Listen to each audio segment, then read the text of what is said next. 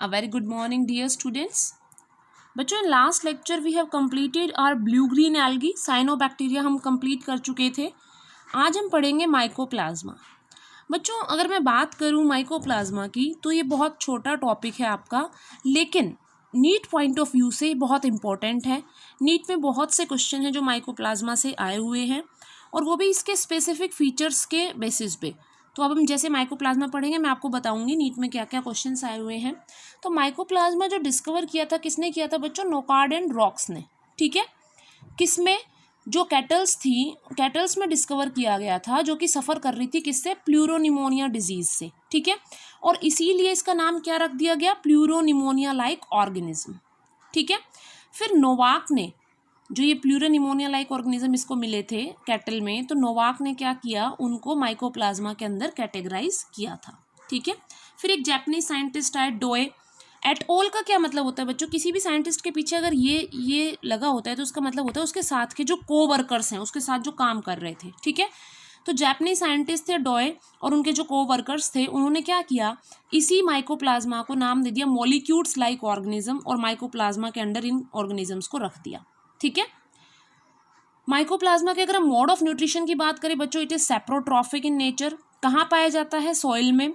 और अगर मैं प्लांट्स की, एनिमल्स की बात करूँ तो प्लांट्स में, एनिमल्स में डिजीज कॉज करता है और पैरासाइट की फॉर्म में उनकी बॉडी में सर्वाइव करता है. ठीक है, अब एक इंपॉर्टेंट फीचर है इसका बच्चों कि it can survive without oxygen, and बिना ऑक्सीजन की प्रेजेंस में भी ये सर्वाइव कर सकता है. और ये क्वेश्चन आपका नीट 2017 में पूछा हुआ है. Which of the following can survive without oxygen? फिर उसमें ऑप्शंस हैं माइकोप्लाज्मा, 3 ऑप्शन और दे दिए थे आपको, तो आप याद रखेंगे ये जो माइकोप्लाज्मा है it can survive without oxygen. ठीक है, next, it is unicellular prokaryote. सबसे छोटा, अगर मैं प्रोकैरियोट्स की कैटेगरी में बात करूं तो ये यूनिसेलुलर, सिंगल सेल का बना होता है और सबसे स्मॉलेस्ट है प्रोकैरियोट्स में. ठीक है, उसके अलावा डोए जो साइंटिस्ट थे उन्होंने एक डिजीज़ का भी डिस्कवर किया था, that was aster yellow in case of plants. जो ये एस्टर येलो है किससे कोज होती है? माइकोप्लाज्मा से. तो इन्होंने ये इस डिजीज़ के बारे में बताया था. ठीक है, नेक्स्ट इंपॉर्टेंट फीचर है बच्चों माइकोप्लाज्मा का, that this mycoplasma is known as the joker of the plant kingdom. Plant kingdom के जोकर के नाम से ये जाना जाता है. क्यों कहते हैं इसको जोकर, हम आगे पढ़ेंगे अभी.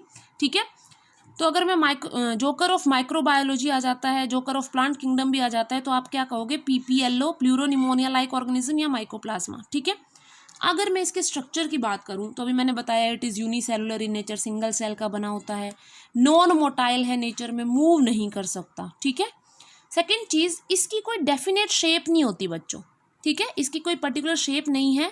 इसी कारण, क्यों? क्योंकि इसमें सेल वॉल जो होती है वो एब्सेंट होती है. देखिए, सेल वॉल से रिलेटेड बहुत क्वेश्चन आया हुआ है 2015 में, 2017 में, कि which of these organism do not have cell wall, या माइकोप्लाज्मा का एक पर्टिकुलर फीचर. तो आप याद रखेंगे बच्चों, इसमें सेल वॉल प्रेजेंट नहीं होती है, इसीलिए इसकी शेप जो है वो चेंज होती रहती है.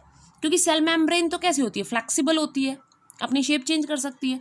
तो सेल वॉल क्या है? रिजिडनेस प्रोवाइड करती है किसी भी सेल को. तो इसमें सेल वॉल क्या है? एब्सेंट होती है. इसलिए इसकी शेप अलग अलग हो सकती है, स्फेरिकल भी होती है, कभी ब्रांच्ड भी हो सकती है, फिलामेंट फॉर्म भी हो सकती है. ठीक है, इस तरह के जो ऑर्गेनिज्म होते हैं बच्चों जिनकी शेप चेंज होती रहती है, they are known as pleomorphic. ठीक है, जिनकी मॉर्फोलॉजी बहुत सारी होती है, तो अलग अलग शेप्स की हो गई है, तो ये क्या कहलाते हैं बच्चों? प्लियोमॉर्फिक. ठीक है, इसीलिए हम इसको जोकर, जोकर क्या करता है? अपनी शक्ल बदलता रहता है ना. इसी तरह से ये क्या करता है? अपनी शेप चेंज करता रहता है, इसीलिए इसको जोकर ऑफ प्लांट किंगडम भी कहा जाता है. ठीक है, अगर मैं, देखो सेल वॉल तो इसमें है ही नहीं, अगर मैं इसके सेल मेम्ब्रेन की बात करूं तो इसकी जो सेल मेम्ब्रेन होती है बच्चों, that is made up of lipoprotein, that means lipid plus protein. ठीक है, नेक्स्ट चीज क्या है इसमें? न्यूक्लियोइड जो है इसका, देखिए न्यूक्लियोइड वही रीजन होगा जहां इसका जेनेटिक मटेरियल प्रेजेंट होगा. तो न्यूक्लियोइड जो होता है इट इज सिमिलर, जैसे यू बैक्टीरिया और जो ब्लू ग्रीन एल्गी में था, इसी तरह का न्यूक्लियोइड इसकी बॉडी में होता है. लेकिन जो डीएनए उसकी शेप कैसी होगी? लीनियर, स्ट्रेट होता है. ठीक है, next thing, it is resistant to antibiotics. देखिए, जो पेनिसिलिन है, जो पेनिसिलिन एंटीबायोटिक होती है बच्चों, it attack on sale wall. ठीक है, तो पेनिसिलिन क्या करती है? सेल वॉल में जो पेप्टाइडोग्लाइकन होता है उसको ब्रेक करती है. सेल वॉल जनरली किसकी बनी होती है? बैक्टीरिया की, पेप्टाइडोग्लाइकन की. तो उस सेल वॉल को ब्रेक करती है ये पेनिसिलिन, तो भाई पेनिसिलिन को अगर हम माइकोप्लाज्मा में पेनिसिलिन से ट्रीट कराते हैं एंटीबायोटिक से, तो उस पर तो कोई फ़र्क पड़ना ही नहीं चाहिए, क्योंकि इसमें क्या है, सेल वॉल इज एब्सेंट।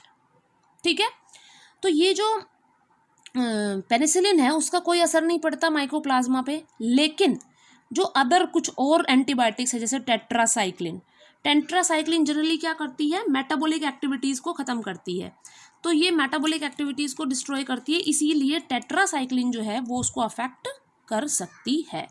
ठीक है, अब हम बात करें प्लांट डिजीज़ की, तो ये कुछ डिजीज़ हैं जैसे लिटिल लीफ ऑफ ब्रिंजल, ये कुछ डिजीज़ है, bunchy top of papaya which is broom of legume, और एस्टर येलो अभी मैंने बताया था आपको जो सनफ्लावर में कोज हो रही है। ठीक है, तो ये कुछ डिजीज़ हैं जो माइकोप्लाज्मा के थ्रू कोज होती है, समझ गए आप।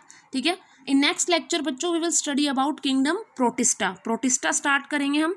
तब तक आप जितना भी पीछे का हो गया आपका रिवाइज कीजिए, अपने नोट्स कंप्लीट कीजिए, और जो पेंडिंग वीडियोस आपकी रह गई है वो कंप्लीट करके अपने नोट्स प्रिपेयर कीजिए। Thank you.